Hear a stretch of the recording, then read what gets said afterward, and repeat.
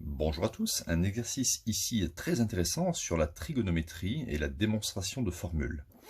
Alors dans une première question, il faut exprimer ici y est égal à cosinus 4a divisé par cosinus a à la puissance 4 en fonction de tangente a est égal à petit x. Dans une deuxième question, on va étudier les variations de cette fonction y. Troisième question, on va s'intéresser aux valeurs de a comprises entre 0 et pi, et on va montrer que l'on peut aboutir aux 4 formules. Tangente pi sur 8, c'est racine de 2 moins 1. Tangente de 3 pi sur 8, c'est racine de 2 plus 1. Tangente de 5 pi sur 8 est égale à moins, parenthèse, racine de 2 plus 1. Et tangente 7 pi sur 8 est égale à moins, parenthèse, racine de 2 moins 1. Voilà, donc c'est un exercice complet, hein, on va le faire doucement pour bien comprendre et obtenir, vous voyez ici, hein, tangente par exemple de pi sur 8 qui est une valeur exacte. Alors, on y va. Première question, on va exprimer y égale cosinus 4a divisé par cosinus de a, le tout à la puissance 4, en fonction de tangente a. Alors, avant de s'attaquer à cosinus 4a, il faut connaître une formule de trigonométrie qui nous dit que le cosinus double, cosinus 2a, c'est cos carré a moins sinus carré a. D'accord? C'est quelque chose qu'il faut connaître. Donc, regardez, si on va doubler ici, hein, là c'est le 2a, c'est le double de a, et il est évident que si je mets 4a ici, je mettrai 2a ici. Donc ça fait cos carré 2a moins sinus carré 2a. On peut mettre aussi des parenthèses si vous voulez. Voilà, d'accord? Donc si vous avez a ici, là on aura 2a. S'il y a 2a ici, ici il y aura forcément 4a. Donc, je vais pouvoir écrire cosinus 4a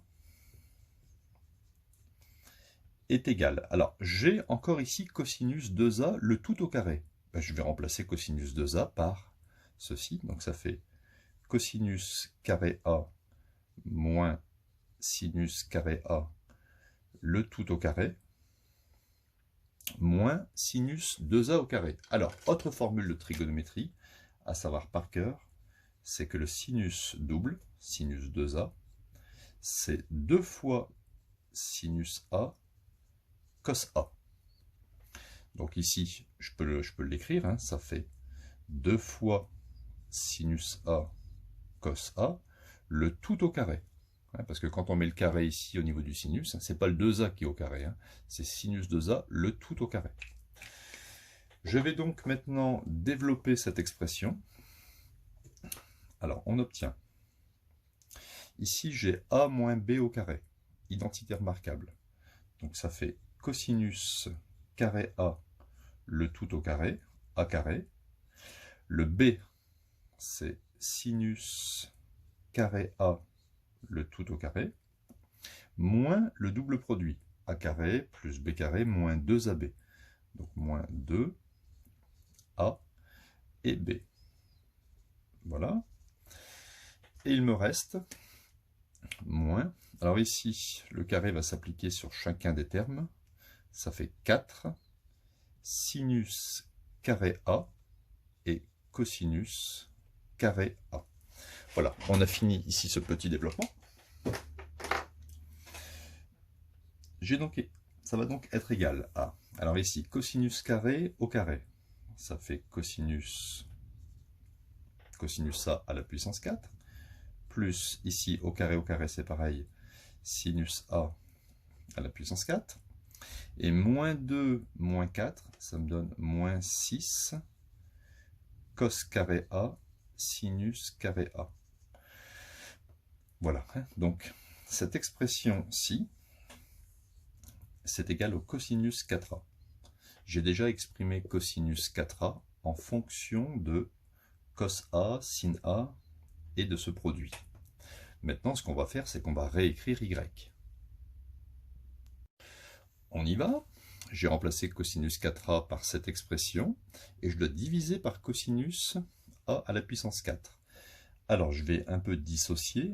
Donc, ça va faire cosinus A à la puissance 4 divisé par cosinus A à la puissance 4 plus sinus A à la puissance 4 divisé par cosinus A à la puissance 4.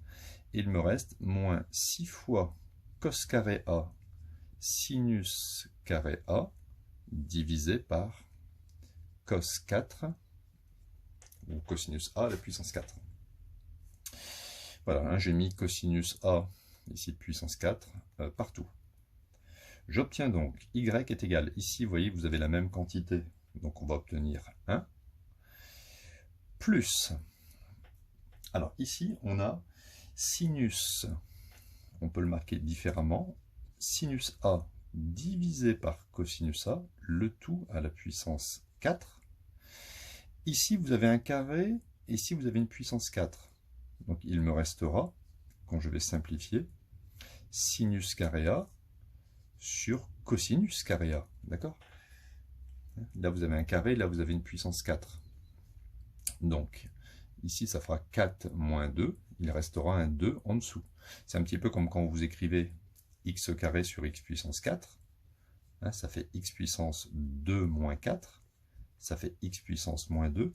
Mais x puissance moins 2, c'est l'inverse de x puissance plus 2. Donc vous voyez bien qu'il reste un plus 2 ici hein, pour le cos A. On continue de simplifier, on y est presque. On obtient y est égal à 1 plus, alors sinus sur cosinus, ça on sait que ça fait tangente.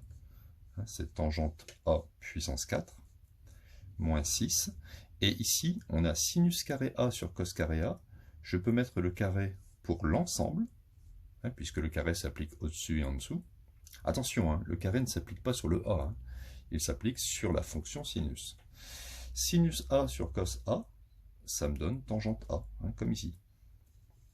Voilà, on a fait apparaître tangente A. Alors, vous voyez ici, je l'ai mis comme ça, mais je peux aussi l'écrire comme ça. On peut l'écrire de cette façon ou comme ça. Voilà. Moi, je préfère cette notation ici. Hein. Tangente 4A. Moins 6 fois tangente au carré de A. Ayant écrit cette structure, en posant tangente A égale x, je peux écrire y est égal à 1 plus x puissance 4 moins 6x carré. Hein, bien sûr, avec x égale tangente A. Donc voilà, hein, j'ai exprimé y en fonction de tangente A, puis y en fonction de x, pour faire apparaître une fonction qui va dépendre du paramètre x. Dans une question 2, nous allons étudier les variations d'une fonction du 4e degré, assez simple. Y est égal à x4 moins 6x2 plus 1.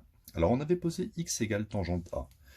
Étant donné que tangente A, hein, d'une façon générale, tangente A peut varier entre moins l'infini et plus l'infini, eh bien x hein, appartiendra aussi à l'intervalle moins l'infini plus l'infini, hein, d'une façon générale. Donc, nous allons ici calculer la fonction dérivée. Donc, y, c'est la fonction. Donc, la fonction dérivée, la dérivée de x4, c'est 4x3, moins 6 fois la dérivée de x carré, c'est 2x, 6 fois 2x, plus 0. Hein, la dérivée de 1, c'est 0. Donc, la dérivée, ça me donne 4x cube moins 12x. Et là, c'est un réflexe. Hein. On va tout de suite factoriser cette dérivée parce que c'est pas évident d'étudier le signe hein, d'un polynôme du 3e degré. Donc, on va factoriser par 4x. Donc, ça va nous donner 4x facteur. Alors, pour retrouver 4x cube, eh bien, on va mettre x au carré, puisque 4x fois x au carré, ça fait x au cube. Et on va mettre moins 3. 4x fois moins 3, ça fait bien moins 2x. Voilà l'expression hein, de la dérivée. Alors maintenant, nous allons construire le tableau de variation. Donc voilà le tableau. Donc x varie entre moins l'infini et plus l'infini.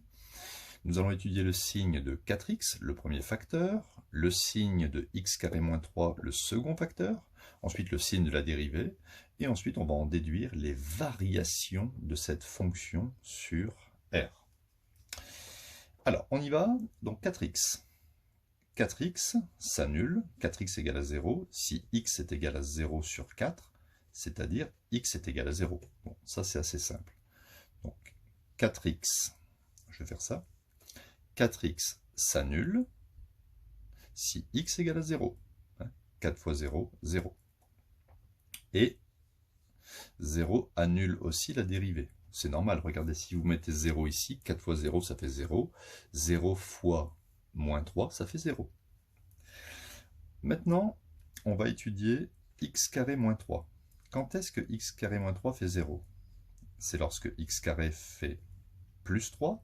Donc là, on a deux solutions. x1 plus racine de 3 et x2 moins racine de 3. Ce sont les petites équations carrées de troisième. Donc, x carré moins 3 s'annule en moins racine de 3 et plus racine de 3. Donc, je tire des traits. Voilà, je mets un 0 ici. Et un 0 aussi pour la dérivée. D'accord? Plus racine de 3 et moins racine de 3 vont annuler ce terme, donc vont annuler aussi la dérivée par produit.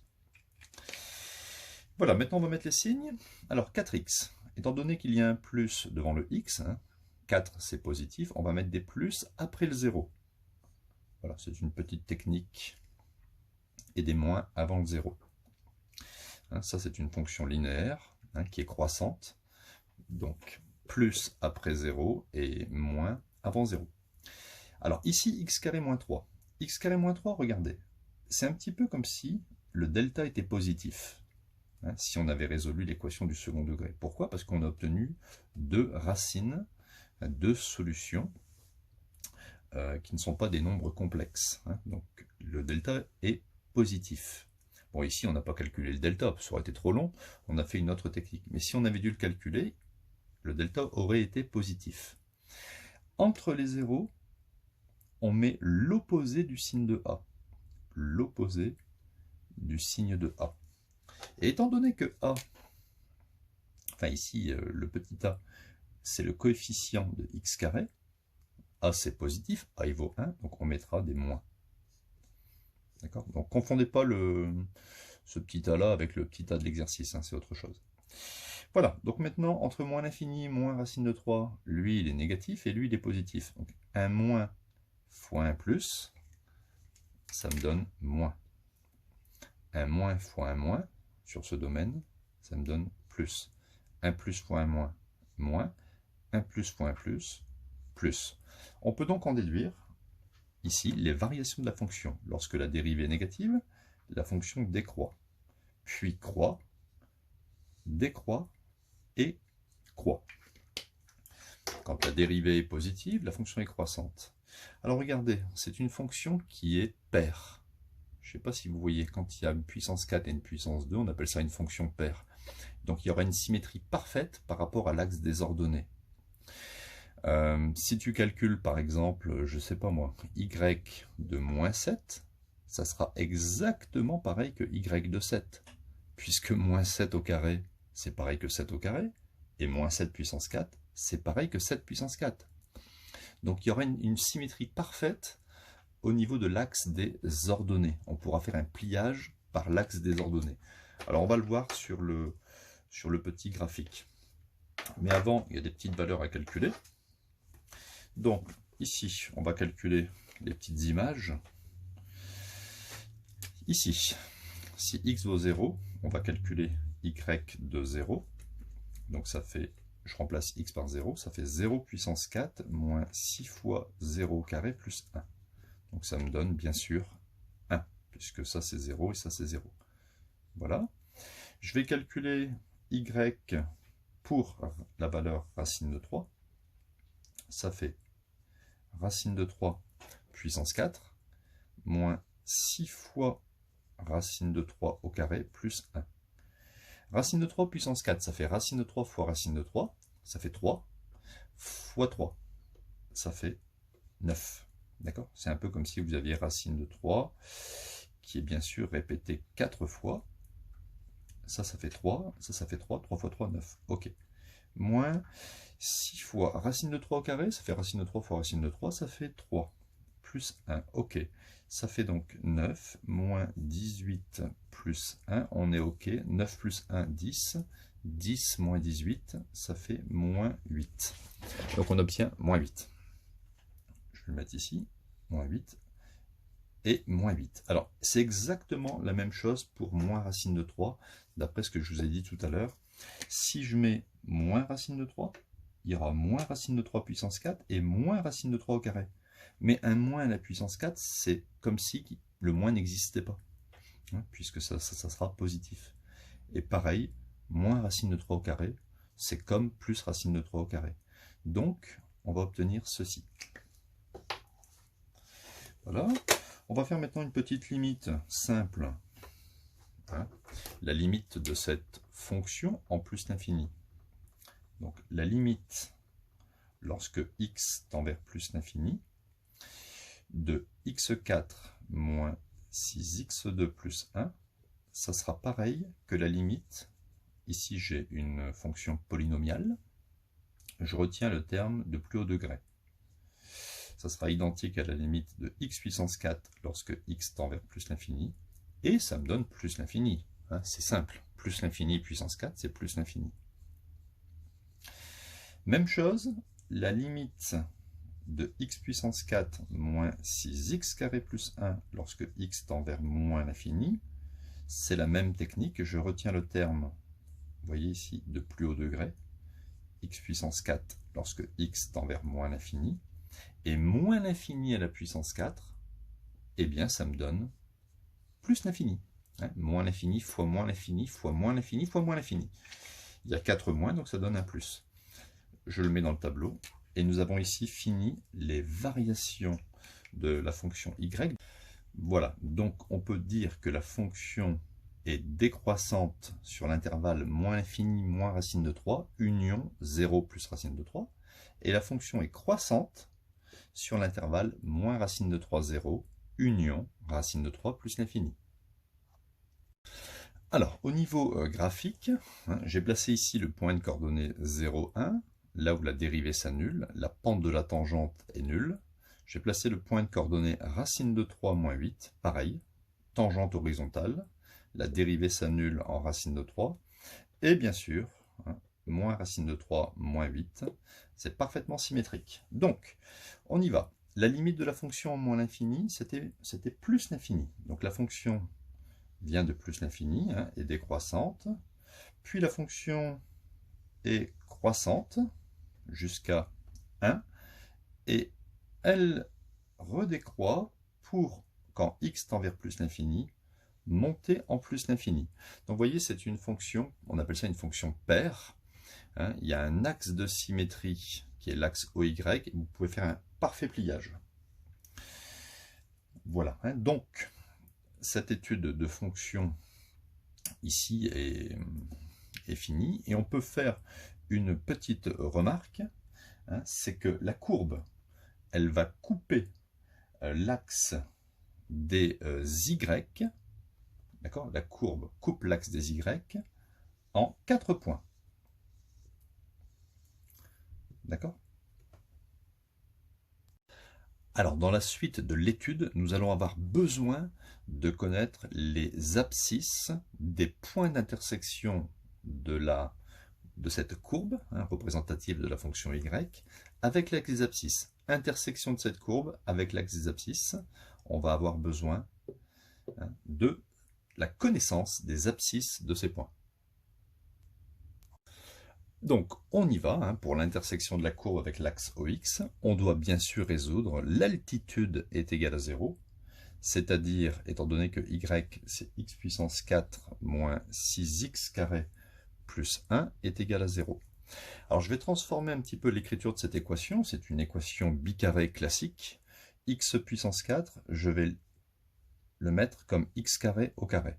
Moins 6 fois x carré plus 1 est égal à 0. À ce moment-là, je vais faire un changement de variable. Je vais poser, nous allons poser que grand X est égal à x carré. Comme ça, ici vous allez avoir grand X, et ici vous allez avoir grand X. De sorte que cette équation du quatrième degré va se transformer en une équation simple du second degré, grand X carré moins 6 fois grand X plus 1 est égal à 0. Allez, on y va. Donc on va résoudre cette équation. Donc petit a égale 1, petit b est égal à moins 6, petit c est égal à 1. Donc le delta, c'est b carré moins 4ac, c'est-à-dire b, c'est moins 6 au carré, moins 4 fois 1 fois 1. Le delta est égal à moins 6 au carré, ça fait bien sûr 36, moins 6 fois moins 6, 36 moins 4. Le delta est égal à 32, on dira plus tard que c'est 16 fois 2. On peut donc trouver la première solution grand X1 de cette équation, c'est moins b plus racine de delta sur 2a. C'est-à-dire moins b, ça fait 6, plus racine, alors 32, j'ai dit que c'était 16 fois 2, divisé par 2a, 2 fois 1, 2. Ça me donne 6 sur 2, le 2, je peux le mettre en dessous du 6, plus, alors, racine de 16 fois 2, c'est 4 racines de 2, que je vais diviser par 2. Si vous faites sortir le 16 de la racine, ça fait 4. 4 racines de 2 divisé par 2. J'obtiens donc une première solution ici, qui sera égale à 6 sur 2, ça fait 3, et 4 divisé par 2, ça fait 2. Donc 3 plus 2 racines de 2. Voilà la première solution. La deuxième solution, je vais l'écrire ici. Ça ne sert à rien de tout recommencer, c'est la même chose avec un moins ici. Donc ça fera 3 moins 2 racines de 2. Voilà, j'ai trouvé ici les deux solutions de l'équation du second degré. On continue l'étude. Nous avons trouvé grand x1 égale 3 plus racine de 2. Mais n'oublions pas que ce n'est pas grand x qui nous intéresse, nous c'est petit x. D'après le changement de variable, grand x est égal à un petit x au carré. Donc j'écris petit x au carré est égal à 3 plus 2 racine de 2. Et là c'est une astuce. 3 plus racine de 2, il faut reconnaître que c'est a plus b au carré. Et oui, 1 plus racine de 2 au carré. Regardez, si je fais a au carré, ça fait 1 au carré, plus 2 fois 1 fois racine de 2, plus racine de 2 au carré, ce qui fait 2. On a bien 1 au carré, ça fait 1, 1 plus 2, ça fait 3, 3 plus 2 racines de 2. Donc, vous voyez, on peut dire que 3 plus 2 racines de 2, effectivement, c'est bien 1 plus racine de 2 au carré. Et quand x au carré est égal à 1 plus racine de 2 au carré, on peut dire que x peut prendre deux valeurs. La première valeur, on va la noter par exemple x1, eh bien ça sera la même que celle-ci, 1 plus racine de 2. Et la deuxième valeur, on va la noter x1', ça peut être aussi opposé à cette valeur, c'est-à-dire opposé à 1 plus racine de 2. D'accord? Quand vous avez une équation x carré est égal à t au carré, eh bien x, il peut simplement être égal à t, ou bien x, il peut être égal à moins t. C'est ce que j'ai fait ici. X égale t ou x égale moins t. Voilà, on a déjà ici deux solutions. Même chose ici. Grand x2 égale 3 moins 2 racine de 2. Je reviens à ce que grand x corresponde à un petit x au carré est égal à 3 moins 2 racine de 2. Là aussi, c'est une identité remarquable. C'est a moins b au carré. Et la même technique, x au carré est égal à quelque chose au carré. Donc, on va l'appeler x2 ici, la troisième solution. x2, ça sera la même chose, 1 moins racine de 2. Ou bien, x2' sera l'opposé de cette valeur. Voilà. Donc, on a obtenu, pour notre équation du quatrième degré, on a obtenu finalement 4 solutions. D'accord? les 4 solutions, on va les marquer ici. La première, c'est 1 plus racine de 2. La deuxième, c'est moins 1 moins racine de 2. D'accord? Si j'ai développé le moins. La troisième, c'est 1 moins racine de 2. Et la quatrième, si je développe le moins, c'est moins 1 plus racine de 2. Équation du quatrième degré qui ici nous a donné 4 solutions. N'oubliez pas que ces 4 solutions, si je représente, vous en souvenez tout à l'heure la courbe, donc la courbe faisait ça, d'accord, enfin elle avait cette allure-là, correspondent ici aux abscisses des points d'intersection de la courbe avec l'axe des abscisses. Maintenant, nous allons revenir à notre variable a. N'oublions pas que y, c'était cosinus 4a sur cosinus a à la puissance 4. On va travailler avec une valeur de a, des angles, je vais le représenter ici, par exemple des angles compris entre 0 et pi. D'accord? On va s'arrêter là. Donc on ne travaillera pas avec ces angles-ci, que les angles entre 0 et pi. Donc, tout à l'heure, j'avais fait y est égal à 0. Vous vous souvenez, on avait trouvé 4 solutions. Et bien maintenant, je vais faire aussi y égale à 0, mais à partir de la fonction trigonométrique. Donc y sera égal à 0, et qui équivaut au numérateur. D'accord? Au numérateur est égal à 0. C'est pas possible que le dénominateur fasse 0. Un rapport est nul si le numérateur est nul.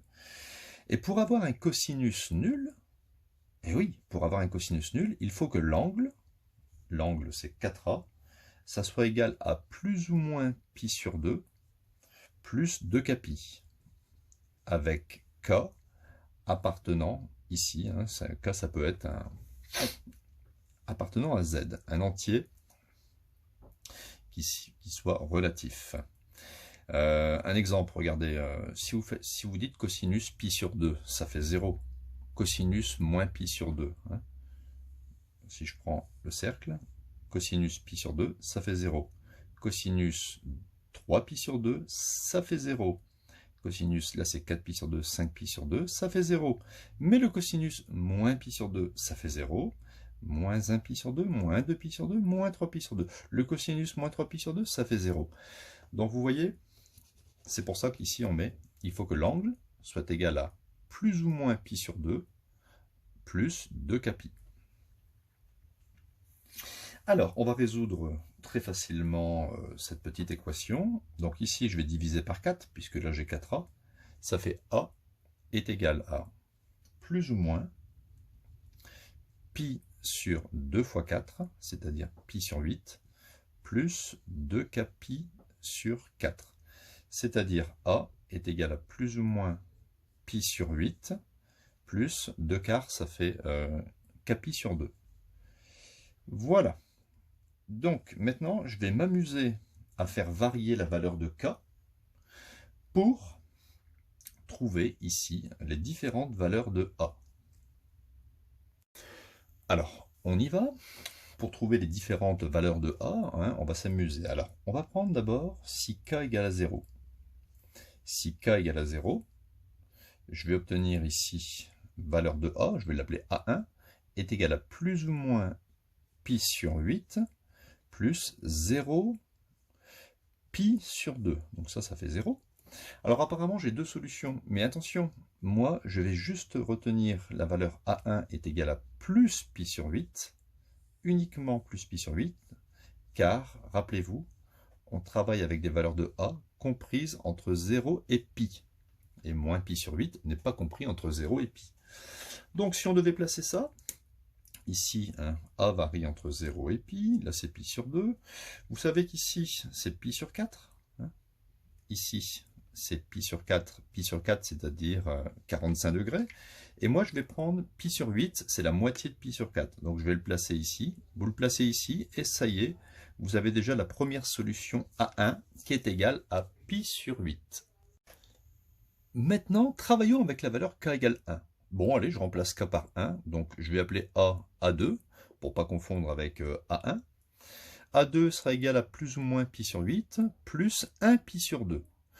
Alors, je vais regarder avec déjà la valeur plus ici. Donc ça fait A2 est égal à plus pi sur 8 plus pi sur 2. Je vais mettre au même dénominateur. Donc ici, je vais faire x4 fois 4. Et j'obtiens 4pi plus pi, ça me donne 5pi sur 8. Ah, ça, je vais tenir compte de cette solution. Pour la représenter, c'est facile. Regardez, vous prenez pi sur 8 et vous additionnez 90 degrés. Donc vous faites un angle droit, voilà, d'accord, un angle droit ici. Et on obtient 5pi sur 8, ça sera ici ma deuxième solution. Désormais, on peut aussi travailler avec la valeur moins pi sur 8. On va essayer. Donc A2 est égal à moins pi sur 8 plus pi sur 2. Je vais mettre au même dénominateur, donc x4 fois 4, et j'obtiens 4pi moins pi, ça fait 3pi sur 8. Ah, voici une nouvelle solution qui est bien comprise entre 0 et pi. Donc je ne vais pas l'appeler A2, je vais changer, je vais l'appeler A3, puisqu'elle est différente de pi sur 8 et de 5pi sur 8. Elle vaut 3pi sur 8. Alors si je dois le représenter, ici on a 1pi sur 8, 2pi sur 8 c'est pi sur 4, donc hop, 3pi sur 8, ça sera ici. Je vais écrire 3pi sur 8, et ça sera donc ma troisième solution. Pi sur 4 c'est 45 degrés, pi sur 8 c'est 22,5 degrés, donc 3pi sur 8 c'est 45 degrés plus 22,5 degrés. Désormais, on va travailler avec peut-être k égale 2. Donc si je remplace k par 2, ici ça fait 2 sur 2, vous voyez, ça ferait juste plus pi. Et on aurait peut-être une série de solutions. A4 est égal à plus ou moins pi sur 8 plus pi. Alors regardez, je ne vais même pas prendre la valeur plus pi sur 8, parce que si je prenais uniquement la valeur plus pi sur 8 plus pi, et que j'écris plus pi sur 8 plus pi, on est là, regardez, plus pi sur 8 c'est là, et plus pi on fait un demi-tour. On va dépasser pi. Pi sur 8 plus un demi-tour. On va se retrouver ici dans le demi-cercle inférieur. Donc je ne prends pas cette valeur, je vais juste travailler avec moins. Et je vais dire que A4 est égal à moins pi sur 8 plus pi. Je vais mettre au même dénominateur. Ici ça fait x8 fois 8, et je vais obtenir 8pi moins 1pi. Ça fait 7pi sur 8. 7pi sur 8 que je vais représenter. Voilà, donc 7pi sur 8, je l'ai représenté ici, vous voyez, je vais vous expliquer. Donc ici, ça serait A4. A4 est égal à 7pi sur 8. 1pi sur 8, 2pi sur 8, c'est pi sur 4. 3pi sur 8, 4pi sur 8, c'est pi sur 2. 5pi sur 8, 6pi sur 8, c'est, regardez, 6pi sur 8, si vous simplifiez, ça fait 3pi sur 4. Et là, on a 7pi sur 8. Et ici, bien sûr, on aurait 8pi sur 8. 8pi sur 8 qui fait pi. Donc, nous avons trouvé ici 4 valeurs. A1 égale pi sur 8, A3 égale 3pi sur 8, A2 égale 5pi sur 8 et A4 égale 7pi sur 8. Et ces 4 valeurs correspondaient, rappelez-vous, aux solutions de y égale 0. Et pour finir, on peut faire une petite correspondance. Ici, j'ai marqué ici les valeurs de x pour lesquelles y fait 0. C'était les valeurs, vous vous souvenez, quand on a résolu l'équation du 4e degré.